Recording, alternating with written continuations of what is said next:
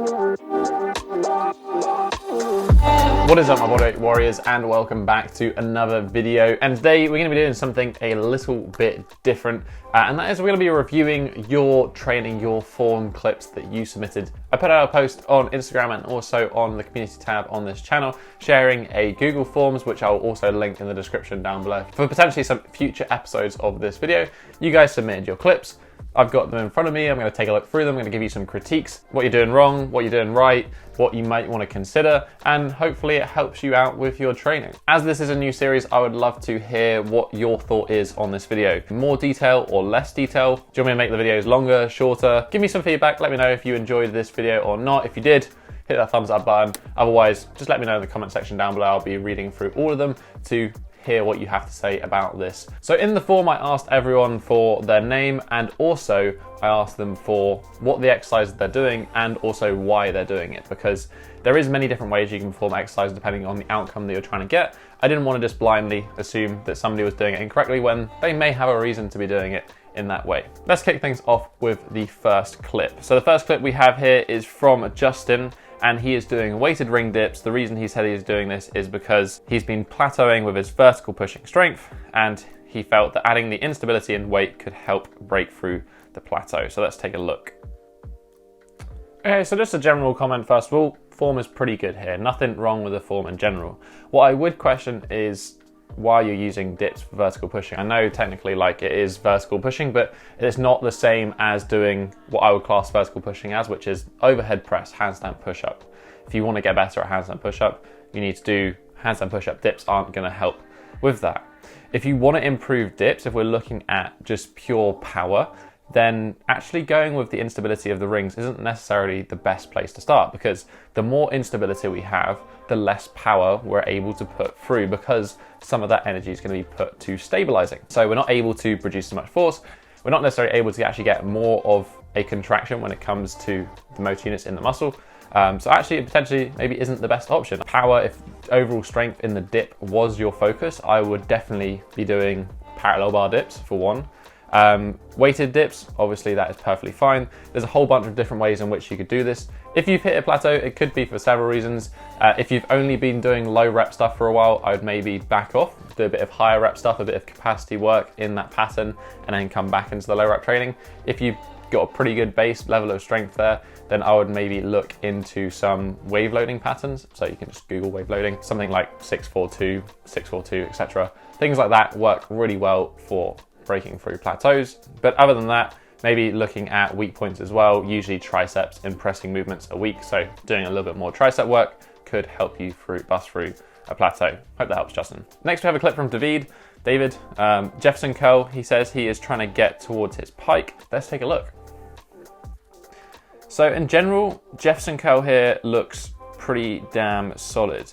What I would say is you are doing the Jefferson curl right, you're doing that spinal flexion, but what I'm seeing is I'm actually seeing a lot of rounding of the back and not much movement in the hips. I think for you personally, potentially your limiting factor at the moment might be that your pike is limited by how much anterior pelvic tilt you can get. So I'd maybe take a look into some neutral back variations that you can do, as well as doing the Jefferson curls, just to help make some gains there. I have got a video on why you can't pike and pancake, which kind of covers this, so I'll link that one down below. Next clip we have is from Salvo. He is doing pistol squats, leg training during quarantine. So let's take a look at these. So you're wearing full Carlsberg kit. It's a strong move. Right, yeah, form-wise is very solid here. To be honest, it looks quite easy for you. I would consider, if you're leg training during the quarantine, you want to make sure you're accumulating a decent amount of volume. The difference between training legs with weighted training and training legs with bodyweight training, the weight training is just a far greater stimulus than you're going to get with bodyweight, so you're always going to have to be pushing closer to failure, basically. But for you personally here, I would say, number one, focus a little bit on tempo. Think about 4 seconds or 3 seconds down, and then nice and powerful up. And then I would also consider adding some weight. That brick that you have on the floor could work quite nicely, and that should help you add some load to this movement. But to be honest, man, form looks pretty solid there. Next we have Yuval, and he's trying to train for the one-arm handstand. I know plenty about the pain that is involved with the one-arm handstand, so let's take a look. So form-wise, initially, pretty damn solid, to be honest. Very damn solid. flagging is in general pretty good. So you're pulling down with the foot to create that shift in balance. What I would look at here is basically to look at your shoulder. When you go to lift the arm, you'll see that the shoulder comes up, and then as the shoulder comes up, that's gonna shift that weight over. So this movement right here is what's really gonna be messing you up. So your shoulders actually want to be a little bit more square here. They're not gonna be perfectly square, but currently your shoulder has lifted up, and that's gonna mean that all your weight is gonna go over to this side and you're gonna fall. So when you go to lift the arm up, the assisting arm, try to think about lifting the arm up, but also pulling the shoulder down and keeping those shoulders level. Right, another handstand one. Next we have from Dani, and he says, handstand, the best skill ever, is what he's trying to do. Definitely right, it's the thing that got me into bodyweight training. It's super fun. Let's take a look at your handstand, bro. So yeah, handstand here looks pretty solid. Obviously we have that angle that's a little bit closed at the shoulder. So, you know, for me personally, I would suggest the main thing you're gonna want to work on is gonna be opening up the shoulders. Currently, we've got a little bit of a closed angle there. If we can push further taller, if we can get that stack going, it's gonna feel a lot more efficient when you're in handstand. So what I would say is just, you know, do a shoulder opening routine. I've got an overhead flexibility routine on this channel. Again, I'll link that down below. Do a set of that before your training, a couple of sets after your training twice a week. Should help open out the handstand, or alternatively, working on the tuck handstand. You can't do the tuck handstand well without opening up the shoulders. So it's either gonna suck or the shoulders are gonna open. Kind of force it to happen. Next we have Ollie Shaw. He says the handstand, another handstand, in hope to achieve more advanced bodyweight movements such as the handstand push-up. Cool, man. Let's take a look. Got the movement phase on. Cool, okay, it's a good entry. Again, we've got kind of the same thing going on here. We've got those closed shoulders. This is the standard way that people often learn how to balance. There's nothing wrong with closed shoulders, to be honest. When you first get into learning how to do the handstand, you're likely going to get closed shoulders. Not going to be perfect from the beginning. The most important thing initially is balance. If you're working on future skills like the handstand push-up, I wouldn't say it's essential to work on opening up those shoulders. I would start working on understanding the pattern of the handstand push-up. So presuming you can get sort of 2, 3, maybe 5 reps against the wall, chest to wall handstand push-up, I would start giving a go at some handstand push-up negatives, you know, making each negative like 10, 15 seconds long and trying to figure out the balance element, how you control the body weight, how you balance the body during that movement. Next we have Abdul. He is working on a tuck up into handstand and transitioning between straight and tuck. As I said, tuck is a very important shape in handstand, so let's take a look at this one.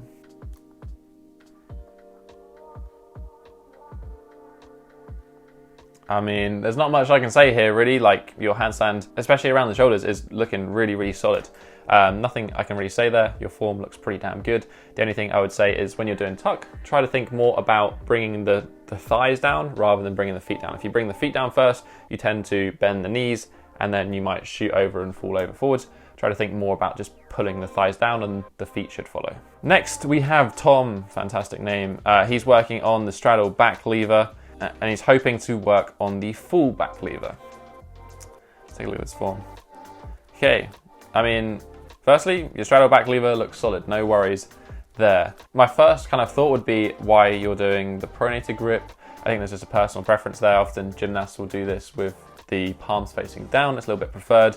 You get more activation of the pec and the bicep with the hands facing down rather than the position you're in. I would say you're well on your way. I would take a look into doing some back lever pulls, essentially the same as the front lever pulls, strengthening through a wider range of motion rather than just doing the isometrics. Next, we have another Thomas without the H. This time he's working on his handstand push-up. This has been a bit of a handstand focused one, but I'm not surprised. Let's take a look at the video. Again, very solid handstand.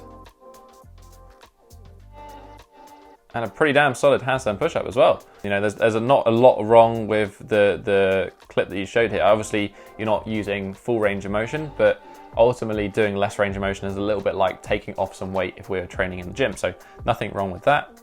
You get a good forward lean as you come down into your handstand. So you're not letting the elbows drop back, you're keeping the shoulders forward, which helps balance the handstand push-up, a really important factor. And then when you go up, you keep your weight forward and manage to get the heel drag going. There's not much I can say that's wrong with that. It's for you just going to be a matter of time about building up more volume there. So whether you do, 10 sets of one or something, and really understand how to grease the groove, and then back that up with some more sets on the wall. Next we have John. John's working on the front lever because he enjoys torturing himself, don't we all? That's why we're doing this. He's spent 2 years working on it, and this is the closest he's got a week ago. So let's take a look at what he's working with. Nice, man. The sudden onset of Parkinson's, as Fitness FAQs would say, is a good sign that you're trying hard. Form is pretty good. Obviously the hips are dropping, but this is just, you know, a tendency for the fact that you're lacking in a little bit of strength, so nothing wrong there. That's kind of expected if this is your max effort. I don't know what you're currently doing and currently working on. I would say that obviously trying the front lever is good. I would consider, again, trying something called front lever pulls, which I have a whole tutorial on the front lever, and right at the end of that I share the exercise of the front lever pulls, and in there is something called a mechanical advantage front lever pull. So this is when you'd go up in a tuck position and then you'd lower down in a position that you can't quite hold. So for you, this would be full. And that should really help overload that pattern and build some more strength there, more than isometric. So yeah, I mean, it looks good. Looks like you're on the right path, and I'm sure you get it soon. Next, we have Janna. He's working on his handstand skill practice. He wants to be able to do a handstand push-up. Cool, man. So let's take a look at what you're working with. All right, nice. So this is a good start, and actually, what you've got here is something that is really common with people who start learning how to handstand. You see this massive forward shoulder movement, and what this is often to do is there's a little bit of a fear, I'm kind of guessing as well by the fact that you've got a crash mat there, which is you're gonna fall over and you're gonna fall on your face, which is something that does happen with handstands. So for you to open up those shoulders to get more efficient at doing handstands, you need to get more comfortable with those hips coming on top of the hands. So I'll be doing a lot more chest to wall handstands. I'd also spend some time learning how to bail. In the recent handstand tutorial I did, I talked a lot about confidence and the importance of confidence and how it can limit you. This is a really good example of how if you don't learn how to bail, if you don't get the confidence with getting the hips over the hands and getting a little bit straighter, it's gonna really limit your handstand practice. So I'd really recommend working on bailing, getting more comfortable falling. You don't need a crash mat to fall with handstands. And then hopefully from there, your handstand should straighten up. Nice. Next we have Lucas. Lucas is doing split squats for hip and ankle mobility as well as quad strength. Fantastic option. Let's take a look at Lucas's clip. Cool. Very nice. A little bit of a home setup. I like the 2 book setup. Form here, I mean, is very, very solid. If we're going like on ideal form, I'd actually prefer to see a little bit more deep flexion. So here looks like you're basically taking a stance in which you're trying to focus primarily on hip extension. So we're looking at that back leg. Because the stance is so long, the back leg is so straight, you're gonna get a really good stretch over that hip flexor. If we're looking at like squat and ankle flexibility, then I would take that stance in a little bit. So if we're looking at this for ankle flexibility in particular, I would look at getting that knee a little bit further forward. I would also look at getting the hips to drop down a little bit more so we can get a nice low hip angle, and then not worry too much about bending the knee on the back leg if you can focus on that deeper knee flexion position. So hopefully that makes sense. That's kind of what I would run with. Next we have Santiago. If you watch Brooklyn Nine-Nine, that's all I'm thinking of right now. Santiago is working stomach to wall handstand push-up. He wants to achieve 5x5, which is a great goal, really good for building up volume. Let's see what we have. Okay, cool. I mean, so first off, you're strong. That's a really good start. Being strong helps with the handstand push-ups. The one thing I would critique about this handstand push-up on the wall is actually the form's really, really good, but the setup is slightly wrong. So the fact that you're so far away from the wall is going to encourage you to, you know, have more weight on the wall and learn less about the vertical pattern. If we go back actually to the clip earlier and watching the handstand push-up, I would say this form is actually pretty close to being perfect. So we see that, yes, there is that forward movement of the shoulders, but the forward movement isn't massive. So if we were to, you know, do a side-by-side comparison of the two, when we go really, really far away from the wall in a handstand push-up, we actually will end up in more like an incline press position. So we come like this far forward, which isn't necessarily bad. It's just that it doesn't necessarily translate because there'll be more weight over on the wall, and actually want to have a little bit of weight off the wall and kind of above the hands. You have to excuse the terrible sketching, I'm doing this on the fly, but essentially we just want to move those hands a little bit closer towards the wall and that way we can focus more on that vertical up and down pattern. I think we're going to wrap up with the last couple now. Alex is working on standard kick up into handstand. I've been training handstand for about 6 months now, so cool. Let's take a look at your kick up, Alex. So first off, I mean, the kick up itself is solid. There's nothing really wrong with the kick up or the handstand really. You've got good elevation in the shoulders. Shoulders look pretty open. I would say you're lacking a little bit of external rotation in the shoulders. That's going to help things get a little bit more stable. So you can work on that with things like the butcher's block, but really the handstand is looking very, very solid, man. Next we have Kirill. He's working on the one arm chin up. He's been training the one arm chin up because he wants bigger biceps. I mean, nothing wrong with that. I would say you'd probably be better off doing some bicep curls, but the one arm chin up is also a fun way to go. Let's take a look at this.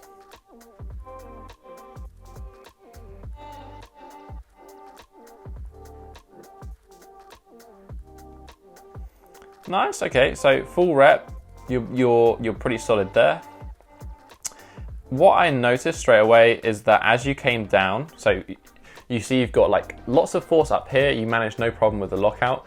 As you came down, you kind of got to this position and then you dropped. Whether that was intentional or whether that was a weakness, I would say probably a weakness. Usually for a lot of people, that bottom position tends to be weak for the one arm chin up. Like the fact you started the one arm chin up like a third of the way up also suggests this. So I would look at doing some single arm scapular pulls, about the bending of the arm, literally just the scapula, build some strength there. And I would also do some negatives, but just with full range of motion. So making sure that last little bit that you can't quite hold, making sure you don't just drop out into that shoulder, trying to actually control the entire range of motion. Last one, we'll end on a good one. Abuk is working on his push-up for shoulder and overhead pressing strengths. Some funky sheets you got there.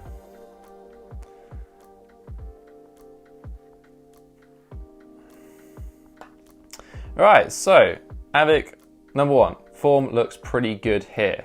Couple of comments that I would have to say when it comes to these push-ups. You'll notice is as you go to push up, you'll see those elbows begin to flare out. Now this isn't necessarily a bad thing. If you look at a lot of gymnasts when they train, they actually have the flared out elbows, and you can do this for a specific reason. But as a general rule of thumb, we want to kind of keep those elbows a little bit more tucked in. You can see it gets worse as you get more fatigued. You start to flare those elbows out more, try to use the traps, try to use the bigger muscles on the chest.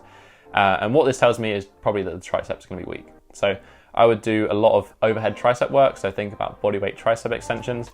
That's going to help strengthen the triceps. It's going to stop this little flaring of the elbows that is happening currently. I would also look at doing these off a slightly lower surface. So you see as you come down, the hips don't drop too much, and then you can actually use the abs. You can see the abs actively contract on the way up, and you can almost pull yourself back up a little bit using your abs, which isn't necessarily a bad thing. I would just consider doing them with your feet a little bit lower, and it will help focus more on the shoulders. So yeah, overhead tricep extensions, a little bit lower the feet, and I'm sure you'll be making some more gains. Right, so that is basically it. That is kind of just my 2 cents on a bunch of different videos there.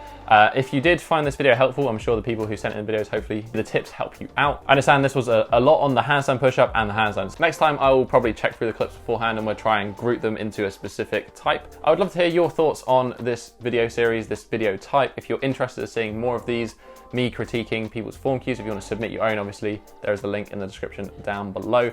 I'll maybe do these like once a month or something, and hopefully it helps you guys out with your training program. If you enjoyed this video, you want to show some love for it, show that you've enjoyed it, make sure you hit that thumbs up button. As I've mentioned throughout this video, if you have any questions, comments, want to let me know some feedback, please do in the comment section down below. Right next to it is also that subscribe button, as we're encroaching on 400,000 subscribers, which is absolutely mental. But other than that, that has been it for this week, guys. I will catch you in the next episode. Have a strong week, and